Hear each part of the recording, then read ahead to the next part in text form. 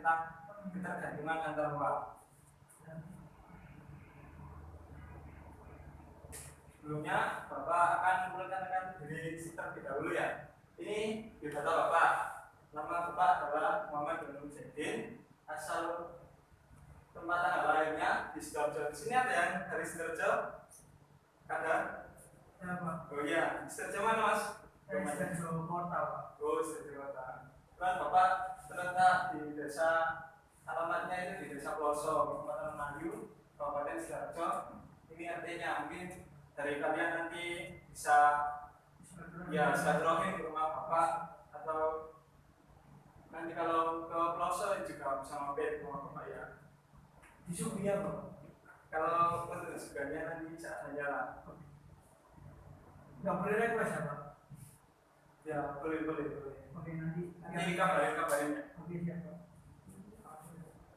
Ya, topik hari ini kita membahas tentang ketergantungan antar uang dilihat dari konsep ekonomi dan pengaruhnya terhadap kesejahteraan masyarakat. Jadi kita harus mengetahui dulu tujuan dari pembelajaran ini. Yang pertama adalah dapat menjelaskan ketergantungan antar uang berdasarkan konsep ekonomi. Terus kita juga dapat mendeskripsikan pengaruh ketergantungan antar uang terhadap kehidupan bangsa Indonesia. Dan selanjutnya dapat menjelaskan ekonomi kreatif berdasarkan potensi wilayah dan meningkatkan kesejahteraan masyarakat. Dan selanjutnya dapat mendeskripsikan pengembangan pusat-pusat keunggulan ekonomi di Indonesia. Dan yang terakhir adalah dapat menganalisis pasar bebas. Di sini sudah siap semua ya? Insya Allah, Pak. Ya, nanti kalau Bapak menjelaskan bisa dicatat karena Bapak sendiri juga mengutip kata-kata dari Imam Syafi'i ya. Kalau ilmu itu ibarat hewan buas atau hewan di hutan belantara. Nah, sedangkan catatan itu adalah perangkapnya. Jadi kalau memang manusia ini diciptakan sebagai makhluk yang sempurna lah, tapi kesempurnaan itu tidak ada bandingannya dengan kesempurnaan Tuhan. Nah, kita manusia itu terbatas ya. Jadi Bapak harap dari apa yang Bapak jelaskan nanti bisa dicatat ya di buku masing-masing. Sudah siap kan bukunya semua? Siap, Pak. Ya, kita lanjutkan ya. Sebelum masuk materi itu, Bapak mau nanya, amati gambar seperti yang ada di tampilan slide Bapak ini. Menurut kalian apa sih yang dapat kalian simpulkan dari gambar di atas? Ada yang bisa jawab? Ya silakan Mas Afif. Interaksi jual beli, Pak. Oh iya, sangat bagus sekali. Kasih tepuk tangan Mas Afif ini. Mantap. Ada lagi? Selain jual beli? Gimana?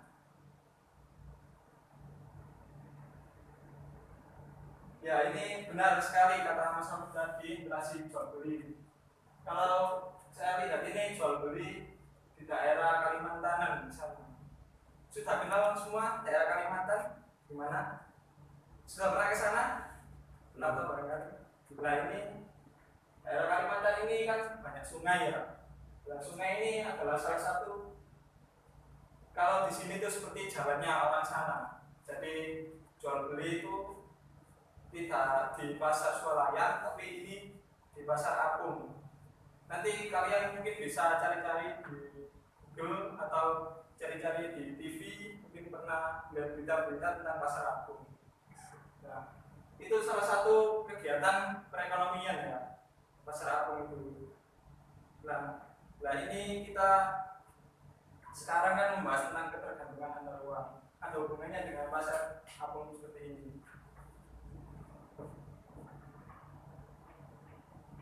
Dalam ketergantungan antar uang ini ya, kita tidak bisa terlepas dari faktor-faktor perekonomian.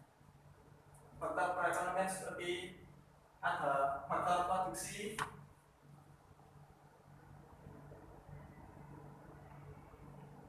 ekonomi,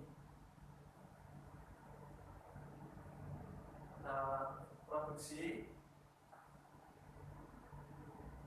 Kemudian apa lagi setelah produksi? Konsumsi, Pak. Ya, benar. Konsumsi. Terus distribusi. ya bagus sekali Mas Afif. Alhamdulillah teman belajar. Distribusi. Kalau konsumen itu apa?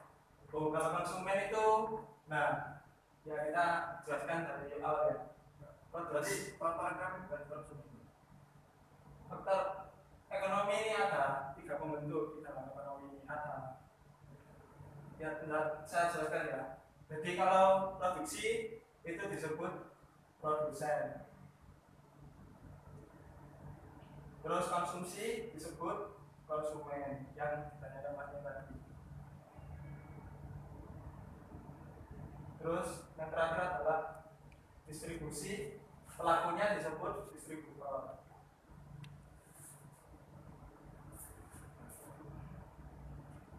Nah, sebelum kita melangkah ke lebih jauh, kita harus memahami apa sih arti penting dari produksi itu sendiri. Jadi produksi itu adalah kegiatan menciptakan atau menambah kegunaan nilai suatu barang atau jasa sehingga lebih bermanfaat untuk memenuhi kebutuhan. Jadi di sini faktor produksi ini adalah kegiatan untuk menambah nilai guna barang dan jasa itu sendiri. Misalnya ya, ada di sini ada rumahnya yang dekat dengan pabrik tahu. Ya Pak. Ya. Mungkin bisa diamati ya Mas ya, pabrik tahu itu setiap harinya itu memproduksi apa sih? Maksudnya itu ada apa aja di sana? Kayak ini Pak, ada tahu, ada ampas-ampasnya juga yang bisa bisa buat makanan. Ya, terus ada apa namanya kayak bunga tahunya gitu Pak, yang bisa buat mainan gitu, buat makanan Pak. Ya, itu aja sih Pak yang saya tahu. Menurut Mas itu ada masuk produksi konsumsi apa distribusi? Produksi sih. Kenapa sih kok itu masuk produksi? Karena di dalam situ kan pengelolaan Pak. Jadi pengelolaan itu termasuk dalam faktor produksi juga gitu Pak. Kalau konsumsi kan mengurangi nilai guna barang Pak. Iya. Kalau distribusi kan nanti kita kayak menjual barang itu Pak. Bagus sekali Mas Afif dari Jawa. Ya benar kata Mas Afif, karena pabrik tahu itu sendiri kan termasuk produsen ya, dari kegiatan untuk menciptakan suatu barang itu dari kedelai yang mungkin tidak berguna, ada gunanya tapi belum bisa dimanfaatkan, terus diolah menjadi tahu yang lebih berguna bagi kehidupan di masyarakat itu, untuk kehidupan makanannya. Next ya.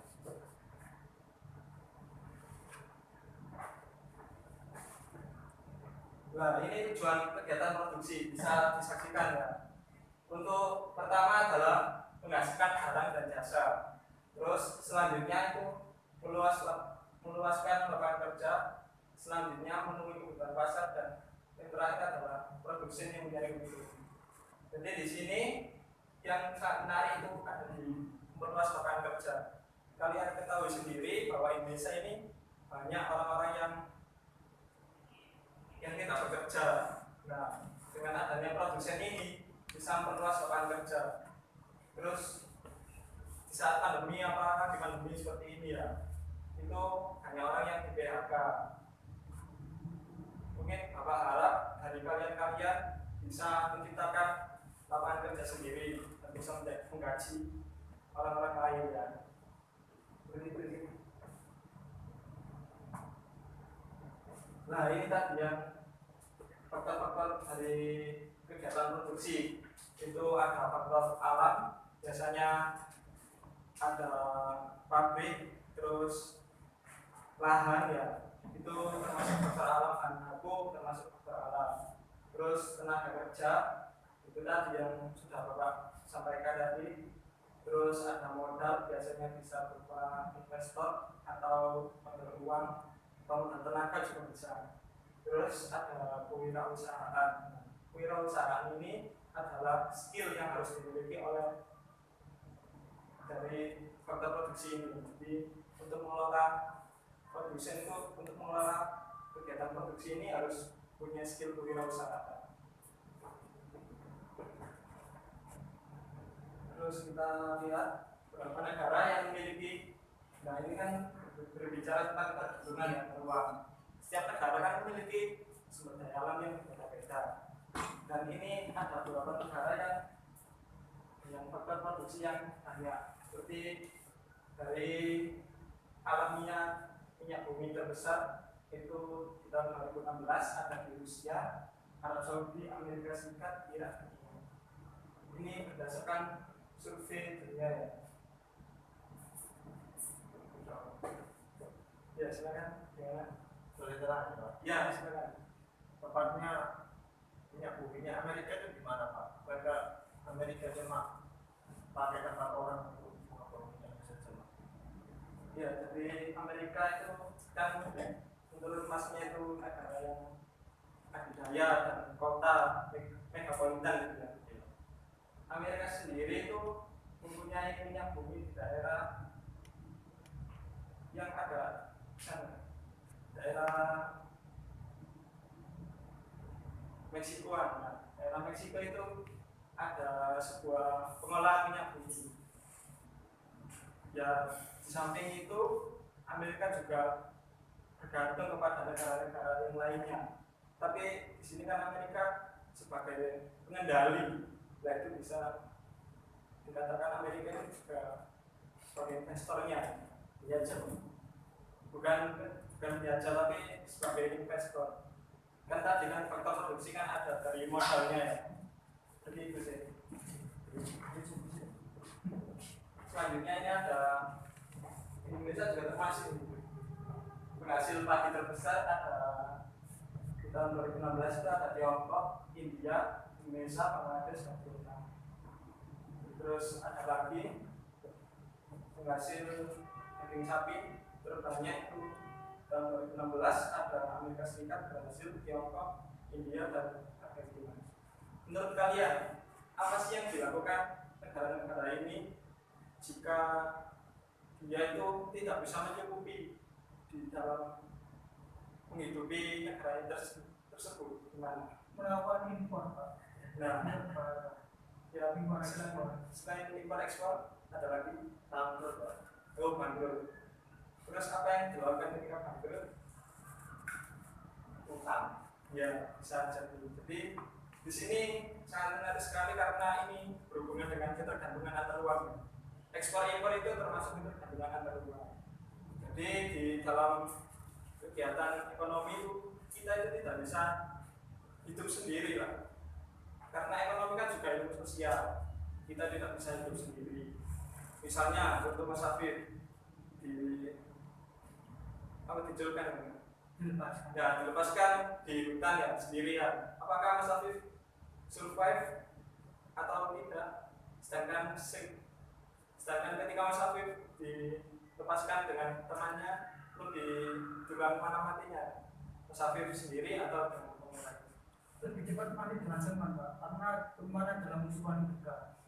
Ya itu karena seandainya ada musuh itu lebih cepat yang dengan teman. Tapi kalau kita lihat kalau nggak ada apa-apa, Ya mungkin sih kita bisa lebih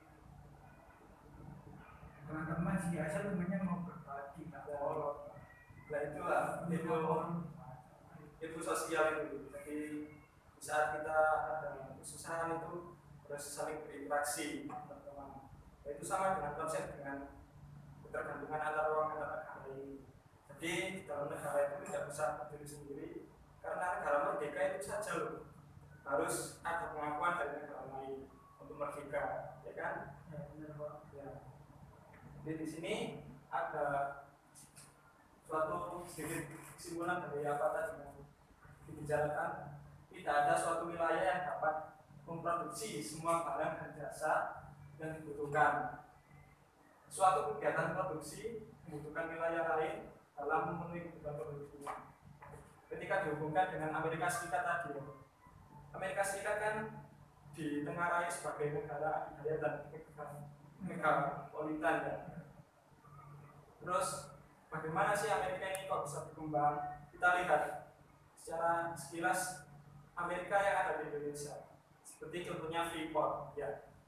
Freeport itu kan juga sebagian besar milik Amerika ya. Nah, terus kita sendiri kan sepertinya belum menguasai tentang privat itu ya. Makanya ada gerakan-gerakan yang menolak privat itu ya. Yaitu kita bisa ketahui bahwa suatu kegiatan produksi itu membutuhkan wilayah lain dari wilayah yang ada di negaranya tersendiri. Ya,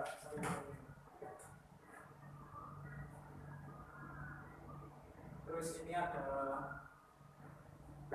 yang selanjutnya distribusi atau distributor adalah suatu kegiatan yang dilakukan oleh orang atau badan untuk menyampaikan suatu barang dan jasa dari produsen ke konsumen. Jadi ini sering kita jumpai setiap kita berangkat sekolah saja.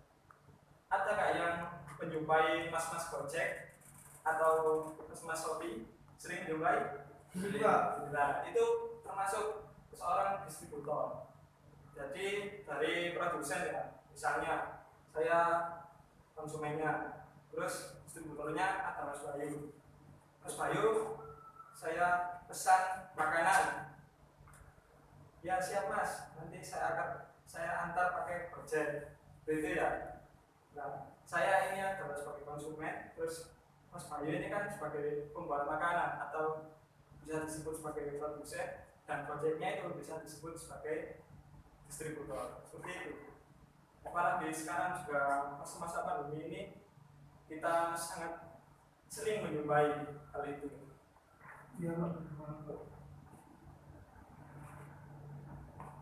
Nah ini distributor merupakan salah satu aktivitas terpenting dalam kegiatan ekonomi. Kenapa dikatakan terpenting? Karena distribusi ini kegiatan semua ini itu saling berhubungan. Produksi ya ke konsumen. Nah dari bukan sama produsen. Nah dari produsen ke konsumen ini, untuk bisa sampai ke konsumen ini kan nggak mungkin produsen sendiri ya yang memasarkan, tapi harus melalui jalan dan distribusi. Nah, jadi ini saling berhubungan. Jika salah satunya tidak ada, pasti akan berpengaruh terhadap entah itu produsennya atau konsumennya. Pak, berarti kalau ada distribusi nggak bisa ya? Ya bisa, tapi nanti ada kendala di sini ya. Betul produsennya. Mungkin ada kekurangan modal, kan konsumen kan memberikan biaya juga ke produsen, nanti diolah sama produsen. Seperti itu.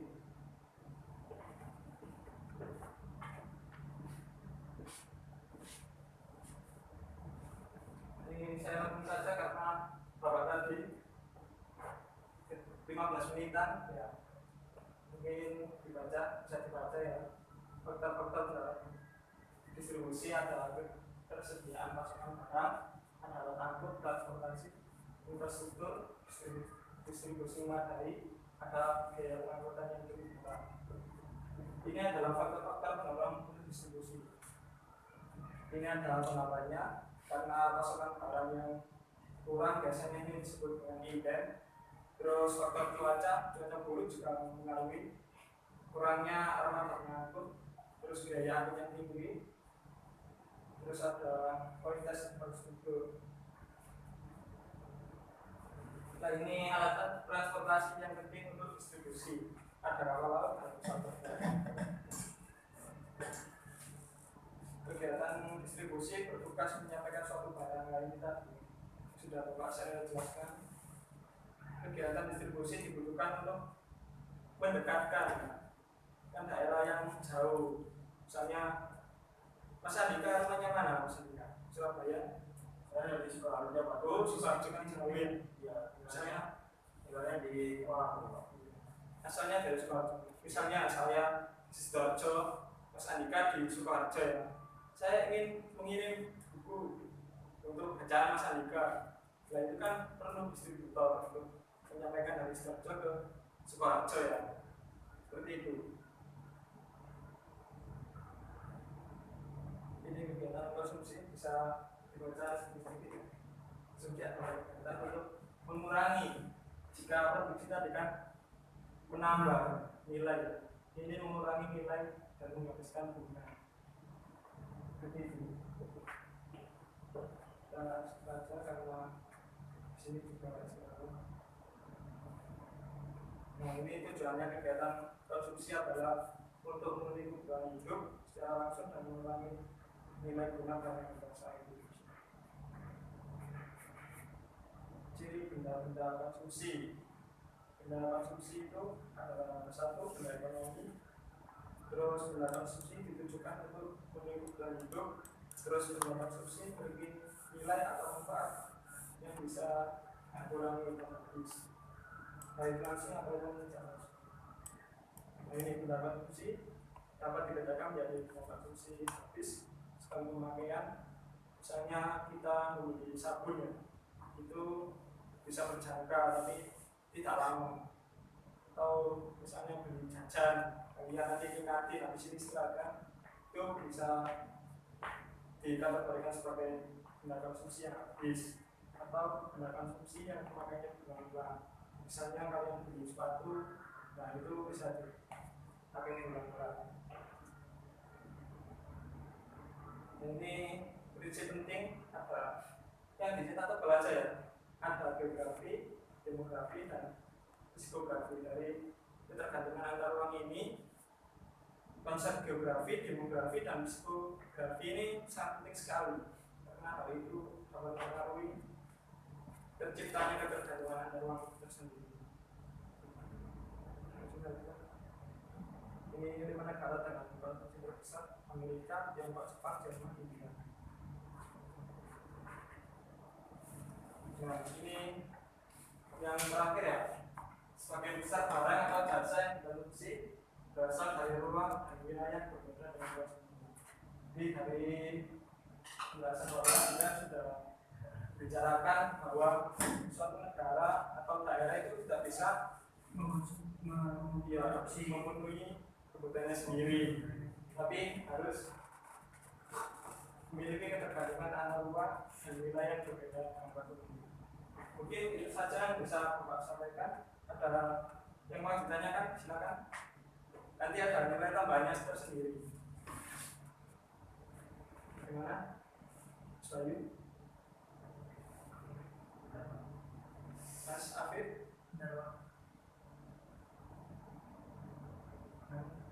Mas Andika?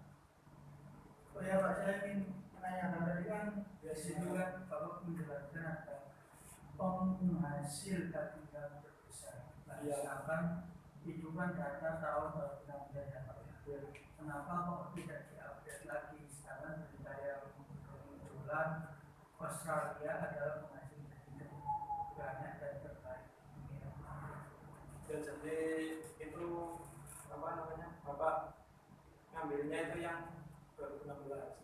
Yang benar kata Mas Abdi tadi, kalau sekarang itu Australia yang jadi itu masuk daging terbesar seperti itu.